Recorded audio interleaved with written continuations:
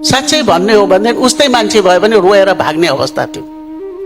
सारा political party हाम्रो विरोधमा छ। मुख छाडे जति गाली गरेका छ, बाँकी केही छैन। जेनजीहरूको एउटा फौज छ जो हर वक्त गाली गरेका छ। हुँदा हुँदा त बालुवाटारमा जम्मै सेक्युरिटी गार्डहरू आकाशमा हेरिरहेछ। के हो भन्दा त भरे मलाई साँझमा थाहा भयो कि ड्रोन हानेर मारिदिन्छु भने अरे लो।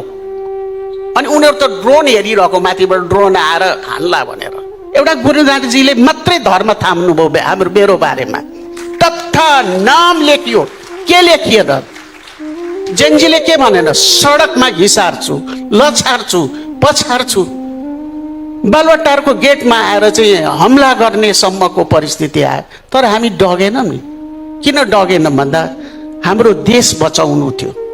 एउटा मिराज भन्ने महान जन्मिनु भएको रहेछ, उहाँ त 24 घण्टा गेटैमा।